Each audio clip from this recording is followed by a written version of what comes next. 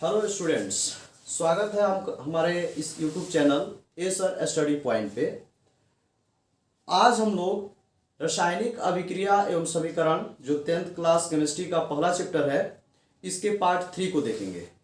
अगर आपको यदि आप पार्ट 1 पार्ट 2 नहीं देखे हैं तो आप डिस्क्रिप्शन में जाएं, वहाँ पे पार्ट 2 का जो है लिंक मिलेगा, उस पर जो है पार्ट 2 को आप जाके देखें। और अगर पार्ट 1 भी नहीं देखे हैं तो पार्ट 2 के डिस्क्रिप्शन में आपको पार्ट 1 का लिंक मिलेगा, उसे देखें और तब यहाँ पे आएँ और रासायनिक समीकरण यानी केमिकल इक्वेशन को समझेंगे। ठीक है, तो सबसे पहले हम लोग रासायनिक समीकरण यानी केमिकल इक्वेशन जानने से पहले हम लोग केमिकल रिएक्शन के बारे में जान लेते हैं।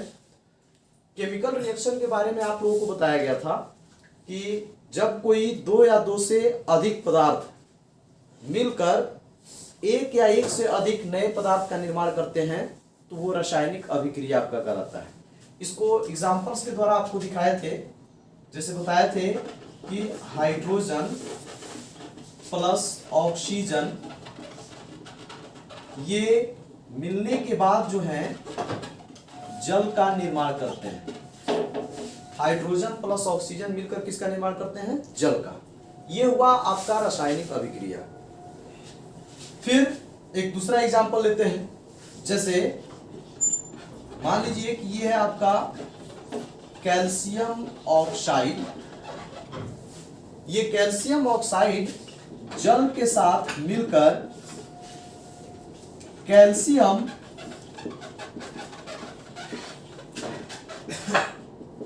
हाइड्रोक्साइड का निर्माण करते हैं।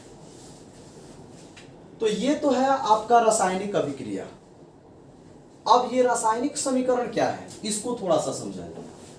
रासायनिक समीकरण कहता है कि रासायनिक अभिक्रिया में जो पदार्थ भाग लिया हुआ है, यानी कि जो अभिकारक या प्रतिकारक है, चाहे रासायनिक अभिक्रिया के फलस्वरूप जिसका निर्माण हुआ है, यानी कि जो आपका उत्पाद है, उन अभिकारकों या प्रतिकारकों को, उन प्रतिफलों या उत्पादों को हमें क्या करना है कि उसके संकेतों या सूत्रों के रूप में लिख देना है।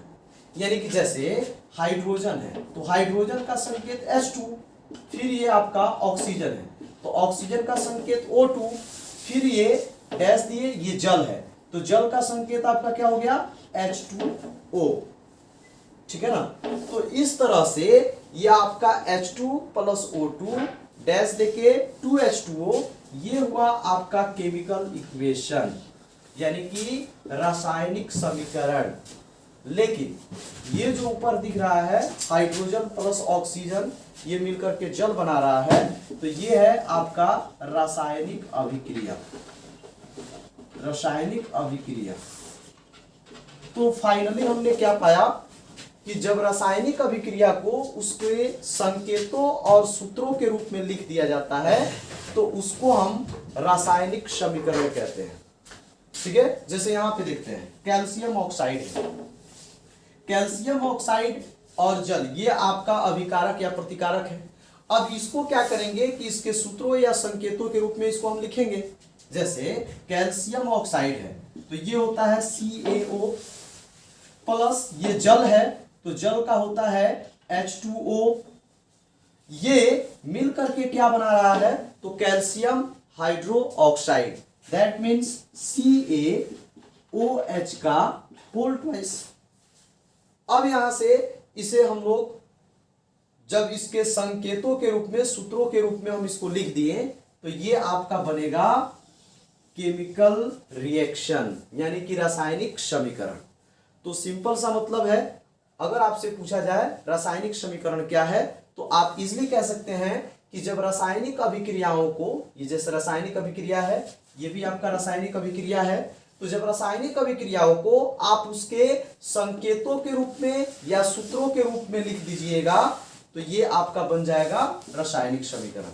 यानी कि जब रासायनिक अभिक्रिया को उसके सूत्रों या संकेतों के रूप में लिख देते हैं तो वो आपका बनता है रासायनिक समीकरण। ठीक है, तो आप जो है इसको नोट कर सकते हैं या स्क्रीनशॉट ले सकते हैं। ठीक है ना, और स्क्रीनशॉट ले लीजिए और परिभाषा हमने जो बोला है कि रासायनिक अभिक्रिया को उसके संकेतों और सूत्रों के रूप में लिख देने की जो प्रक्रिया है वही क्या कहलाती है, रासायनिक समीकरण कहलाती है। आप इस परिभाषा को नोट कर लीजिए, ठीक है। तो अगला टॉपिक है रासायनिक समीकरण लिखने के नियम। अभी आपने जस्ट क्या देखा कि रासायनिक समीकरण क्या होता है, तो हमने बताया कि जब रासायनिक अभिक्रियाओं को उसके संकेतों और सूत्रों के रूप में लिख दीजिएगा तो आपका रासायनिक समीकरण बन जाएगा। लेकिन रासायनिक समीकरण लिखते कैसे हैं, इसका नियम क्या है लिखने का, इसको जानते हैं। तो रासायनिक समीकरण आप लिखने जाइए तो रासायनिक अभिक्रिया में आपको बताया गया है कि दो चीज होता है, एक होता है अभिकारक या प्रतिकारक और दूसरा होता है प्रतिफल या उत्पाद। तो जब भी आप रासायनिक समीकरण लिखने जाएं तो सबसे पहले आपको यह पहचानना पड़ेगा कि इस अभिक्रिया में कौन अभिकारक है और कौन जो है प्रतिफल या उत्पाद है। तो देखिए यहां पे आपको अभिकारक का पहचान क्या बताया है कि अभिकारक जो है मिलता है और तब प्रतिफल का क्या करता है, निर्माण करता है। तो इसमें देखिए किसके किसके मिलने पर किसका किसका निर्माण हुआ है। तो जिसके मिलने पर जिसका निर्माण हुआ है, तो जिसका निर्माण हुआ है वो प्रतिफल हो जाएगा और जिसके मिलने से हुआ है वो आपका अभिकारक हो जाएगा। तो चलिए देखते हैं। कह रहा है कॉपर सल्फेट के विलयन में लोहे के टुकड़े को डालने पर आयरन सल्फेट और सल्फर नहीं, कॉपर क्या होता है, प्राप्त होता है। तो देखिए यहां पे क्या बोल रहा है, कॉपर सल्फेट के विलयन में लोहे के टुकड़े को डालने पर, यानी कि कॉपर सल्फेट और लोहा ये दोनों मिल रहा है तो किसका निर्माण हो रहा है, आयरन सल्फेट और किसका, कॉपर का निर्माण हो रहा है। यानी कहने का मतलब है कि आपका अभिकारक हो जाएगा कॉपर सल्फेट और लोहा, ठीक है ना, और आपका प्रतिफल या उत्पाद क्या हो जाएगा, आयरन सल्फेट और कॉपर। तो ये हो गया हमारा, हमने सबसे पहले इसमें से क्या छाटा, सबसे पहले रासायनिक समीकरण लिखने के लिए आपको दो चीजों की आवश्यकता होगी कि अभिकारक कौन है और प्रतिफल या उत्पाद क्या है, ठीक है ना, कौन है। तो पहले ये छाटना। तो आपने देख लिया कि कॉपर सल्फेट और लोहा है, ठीक है ना, ये आपका क्या है, अभिकारक या प्रतिकारक है।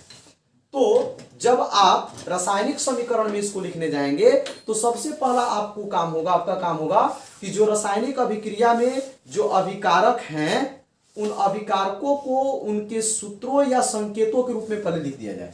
जैसे कॉपर सल्फेट है तो कॉपर सल्फेट का सूत्र क्या होता है, CuSO4, ये हो गया आपका कॉपर सल्फेट।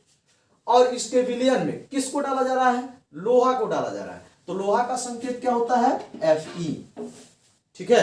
तो आपका पहला काम यह बनता है कि पहले रासायनिक अभिक्रिया में आप अभिकारकों या प्रतिकारकों को पहचानिए और तब उसको सूत्रों या संकेतों के रूप में उसको लिख दीजिए। अब दूसरा काम आपका क्या बनता है कि जो आपने अभिकारक लिया है, ठीक है ना, उन अभिकारकों के बीच धन चिन्ह का इस्तेमाल कीजिए। तो ये जो है कॉपर सल्फेट है, ये आयरन है, दोनों अलग अलग पदार्थ है। तो अभिकारकों में जो दो अलग अलग पदार्थ हैं इनके बीच धन चिन्ह यानी प्लस का इस्तेमाल कीजिए। और उसके बाद अब जो है आपको क्या करना है कि रासायनिक अभिक्रिया का जो प्रतिकारक है, प्रतिकारक नहीं, प्रतिफल या उत्पाद है, अब उन प्रतिफल या उत्पादों को फिर उनके रासायनिक सूत्र, उनके जो सूत्र हैं उन सूत्रों में या जो उनके संकेत हैं उन संकेतों में उसको लिखा जाए। जैसे आयरन सल्फेट है तो आयरन सल्फेट को आप क्या लिखिएगा, FeSO4, ये आयरन सल्फेट का सूत्र होता है। फिर क्या है कॉपर, तो कॉपर का संकेत क्या होता है, Cu। अब आपको क्या करना है कि जो प्रतिफल या उत्पाद हैं उनके ये उनके जो सूत्र हैं या जो उनके संकेत हैं फिर उनके बीच जो है आप धन चिन्ह का प्रयोग करेंगे। आप पहले अभिकारक के जो दो पदार्थ हैं उन पदार्थों के बीच धन चिन्ह का प्रयोग करेंगे, फिर जो उत्पाद हैं उनके बीच जो है आप धन चिन्ह का प्रयोग करेंगे, और तब अभिकारक और उत्पाद, ये हुआ आपका अभिकारक और ये हुआ उत्पाद, इनके बीच में आप तीर चिन्ह का प्रयोग करेंगे। तीर चिन्ह का प्रयोग बताया थे क्यों करेंगे, तीर चिन्ह ये बताता है कि इसके मिलने से इसका निर्माण हुआ है, यानी तीर चिन्ह ये दर्शाता है कि ये मिला है और तब इसका निर्माण हुआ है। तो रासायनिक समीकरण लिखने के लिए आप क्या करिएगा, पहले अभिकारक कौन है और प्रतिफल कौन है, अभिकारक या प्रतिकारक कौन है, प्रतिफल या उत्पाद कौन है, पहले इसको पहचानिए। पहचानने के बाद अभिकारकों को उसके सूत्रों और संकेतों में लिखिए। फिर सूत्रों और संकेतों में लिखने के बाद अगर वे दो हैं चाहे दो से अधिक हैं तो उनके बीच धन चिन्ह का प्रयोग करिए। और फिर आप प्रतिफल उत्पाद को जो पहचाने हैं उनको भी उनके सूत्रों और संकेतों के रूप में लिखिए। अगर वो भी दो या दो से अधिक हैं तो उनके बीच धन चिन्ह का प्रयोग करिए और तब अभिकारक या प्रतिकारक और प्रतिफल या उत्पाद के बीच तीर चिन्ह का प्रयोग करिए। तीर चिन्ह का प्रयोग क्यों करते हैं? क्योंकि ये बताता है, तीर चिन्ह ये बताता है कि इसके मिलने पर इसका निर्माण हुआ है, यानी कि अभिक्रिया इस दिशा से इस दिशा की तरफ हो रही है, यानी ये चीज मिला है तब इसका निर्माण हुआ है, यही तीर चिन्ह बताता है। तो ये हुआ आपके रासायनिक समीकरण लिखने का नियम। आप इसका स्क्रीनशॉट ले सकते हैं।